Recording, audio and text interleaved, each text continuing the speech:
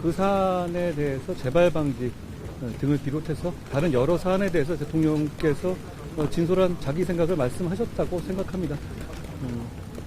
평가는 국민이 하신 것이고 제가 세세한 발언 내용에 대해서 평가하는 것은 적절하지 않아 보입니다.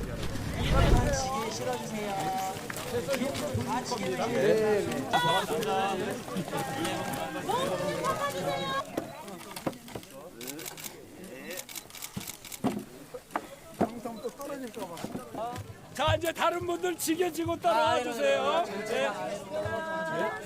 이쪽으로 내려가시겠습니다. 주시고 물 받으시고.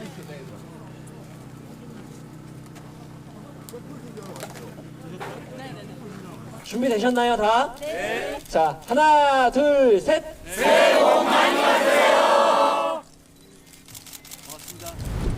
국민적인 우려가 걱정이나 우려가 있다는 점에 대해서 대통령도 공감하신 것이 아닌가 생각합니다.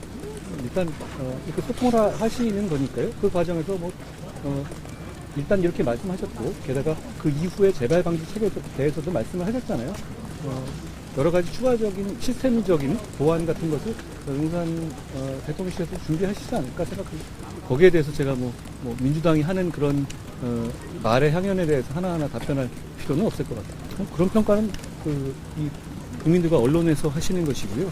다만 대통령이라는 직의 무게라든가 또 자기 스타일이 있는 거기 때문에 그렇게 일도양단으로 말씀하실 문제는 아닌 것 같아요. 공천은 당연히 하는 거라고 제가 분명히 말씀드렸고 제가 그동안에 말씀드렸던 입장하고 같은 말씀 아니신가 싶은데요. 그렇게 무슨 리스크다 이렇게 프레임으로 하는 것에 대해서는 저는 공감하진 않고요. 책임 있는 지위에 있고 국민으로부터 이렇게 주시받는 책임 있는 지위에 있는 사람들은 다 같이 저를 포함해서 다 조심하고 더 주의해야 한다고 생각합니다. 그런 취지의 말씀에 대해서 제가 눈이 같은 입장인데요. 저는 평가를 받는 사람이지 평가를 평가하는 입장은 아니라고 생각합니다. 저는 더 열심히 일할 것이고요. 대통령실과 우리 집권 여당은 사실 우리가 소수당이지만 국민들께 더 다가갈 수 있는 민생 정책을 펼 수 있는 것은 그 시너지 때문이라고 생각합니다. 그 압도적인 시너지를 잘 활용해서 민생을 개선하는데 상호 협력해서 최선을 다할 것이라는 말씀드립니다. 제 말씀은 특별감찰관 제도를 설명하면서 드린 말씀 같은데요.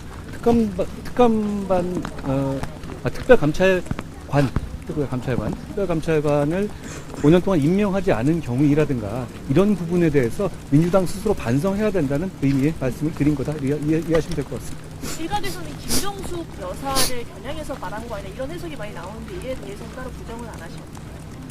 문재인 정권 당시의 영부인이 김정숙 여사 아닌가요? 여러 가지 고소고발 들어와 있고 제가 말하는 의혹이 제기된 것도 있잖아요. 그런 부분들을 말씀드린 겁니다. 예를 들어서 특활비를 사용해서 의상을 구입했다는 의혹들도 있고 그리고 여러 가지 얘기된 부분들이 있잖아요. 그런 점들을 제가 말씀드린 거예요. 거기다가 사저를 구입하는 과정에서 이 누구로부터 돈을 빌렸는지 이런 거 밝히지 않았잖아요. 그런 부분들, 그런 류의 얘기들을 말씀드린 겁니다. 그 목표라는 것을 그렇게 설명드릴 문제는 아닌 것 같고요. 저희는 어제 말씀드린 것처럼 언더독이기 때문에 최선을 다하는 것이고 저는 책임있게 일하겠다라는 책임있고 절실하게 일하겠다는 말씀을 드린 겁니다. 정치공작은 맞잖아요. 정치공작이 아니라고 제가 말한 적은 한 번도 없고 정치공작이 아니라고 생각하시진 않지 않습니까? 언론 여러분들도. 정치공작은 맞죠. 처음부터 그 물건을 사서 하는 과정을 시계몰카 같은 거 그런 걸로 찍은 거잖아요. 그리고 그것을 총선에 즈음해서 지금까지 들고 있다가 터뜨린 거고. 정치공작이라고 볼 수는 있죠. 다만 그 전후 과정에서 말씀드린 것처럼 국민 눈높이에서 우려할 만한 점이 있었다. 또 그것도 사실이고요. 말씀드린 것처럼 국민의 평가를 평가하지는 않겠습니다. 공천에 관한 문제는 그렇게 공개적으로 모든 진행 과정을 말씀드릴 수 있는 문제는 아니잖아요. 차차 두고 보시면 어떨까 싶습니다. 전략공천 염두에 두고 계신가요? 강남대? 제가 그렇게 그 질문에 대한 답도 같을 거라는 걸 알고 계시죠? 너무 속보이는 얘기 아닌가요?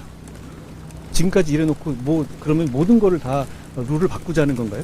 제가 아까 야구하다 축구로 바꿨다고 얘기했잖아요. 그럼 공 하나 더 넣겠다는 얘기잖아요.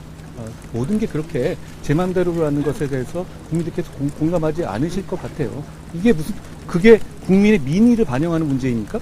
그런 취지가 아니잖아요. 그냥 자기들이 한석 이익 보겠다는 얘기잖아요. 그렇게 노골적으로 정치하면 안 된다고 생각합니다. 그게 무슨 의도인지 다 알잖아요. 적어도 외형적으로라도 뭔가 공익이라든가 공의라든가 공동선의 외피라도 갖춰야 되는 것 아닌가요? 저는 민주당의 지금 태도는 정말 부끄러움을 모르는 것이라고 생각합니다. 민주당 쪽에서는 획정이가 만든 획정안이 편파적으로 여당에 편파적으로 만들어졌다고 주장하고 있는데 그에 대해서 그걸 누가 공감하겠습니까?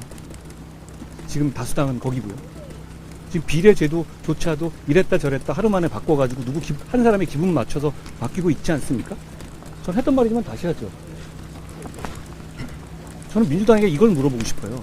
그동안에 병립형 간에 안 해야 대해서 내부적으로 굉장히 다툼이 있고 누구는 뭐 어떻게 하면은 불출마할 거고 이렇게 싸웠잖아요. 굉장히 다투었고 전국위까지 열어야 한다고 해왔고 근데 어떻게 하루 만에 만장일치가 나오죠? 그게 어떻게 만장일치가 나올 수가 있습니까? 민주적인 정당이 맞습니까? 저는 그렇지 않다고 생각합니다. 연동형 비례제에 대한 법 취지를 무력화하는 꼼수라는 그런 동의합니다. 지적이 있는데 동의해요. 저희 국민의힘을 추진을 하잖아요. 아니 우리는 이 제도는 그걸 당연히 전제로 하는 거예요. 필연적 결과로 그렇게 나올 수밖에 없잖아요. 그걸 예고했고 그걸 알기 때문에 바꾼다고 했지 않았습니까? 그리고 그걸 알기 때문에 그걸 병립형으로 바꾸려고 했던 것이고요. 그런데 그걸 하면서 자기들끼리 이만큼 어떻게 보면 뒷문을 열어서 민주당 이름으로는 공천도 못할 사람들 최강욱이라든가 조국이라든가 김의겸 같은 사람들이 뒤로 의원이 될 수 있는 통로를 여는 방식으로 자기도 운영하겠다는 거잖아요.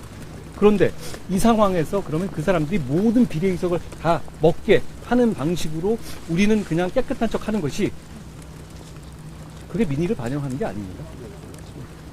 우리는 다시 말씀드리지만 그건 플랜 B로 갖고 있던 것이에요. 우리의 기본 입장은 병립형이 맞다고 봅니다. 제가 저번에 다시 물었고 관훈의 관록 있는 언론인들께도 물어봤던 겁니다. 다시 한번 제가 하나만 여쭤보겠습니다. 연동형이라는 거 있잖아요. 그 산식 지금 저한테 여기서 말씀하실 수 있는 기자님 계신가요? 정치부의 기자님들이시잖아요. 정확하게 설명하실 수 있는 분 있어요? 숫자까지 틀리지 않고? 저는 못하겠어요. 저는 이재명 대표한테 물어봐도 지금 당장 그분한테 마이크를 대도 그분 다 못할 거라고 생각합니다. 이런 제도를 왜 하는 겁니까? 이런 제도가 문제 있다고 안 한다고 했다가 바꿔서 100% 만장일치가 나오는 건 도대체 뭡니까? 정치를 희화화하는 것이라고 생각합니다. 민주주의는 자기 표가 어떻게 쓰이는지를 아는 데서 출발하는 거예요. 그런데 내 표가 어떤 함수를 거쳐서 얼마만큼 영향을 주는지를 모르고 있잖아요. 그것도 상식 있는 사람들이 모른다 이런 문제가 아니라 자 여당의 대표도 모르고 정치부의 베테랑 기자도 모르고 관문에 나오는 기자님들도 몰라요. 그럼 누가 하는 거예요? 이런 방식으로 이 선거 제도가 운영되면 안 된다는 말씀을 어제 드렸고 다시 한번 강조드립니다. 그러니까 저는 병립형이 맞다는 것이고 우리 입장은 변함이 없습니다. 자, 이 문제는 민생과 관련한 문제는 아니죠. 그리고 지금 현재 우리는 총선 전국에 있잖아요. 그 문제를 총선 이전에 얘기하는 것 자체가 이 문제를 정략화하고 총선을 그 소용돌이로 몰아넣겠다는 의도에 말려드는 것이라고 생각합니다. 그런 차원에서 제가 거기에 대해서는 그 긍정적인 답변을 드릴 수가 없습니다. 기자님 보시기에는 제 말 뜻을 이해 못하셨어요, 당시에? 저는 이해를 하는데 자, 그때 계셨잖아요. 이해 못하셨어요? 스타벅스가 비싸잖아요. 비싼 곳이고 많은 이익을 받아가는 곳이죠. 그런 곳이 경동시장이라는 시장 공간에서 입점해서 영업을 하면서 그 중에 나오는 이익의 상당 부분을 시장에 기부하는 것이잖아요.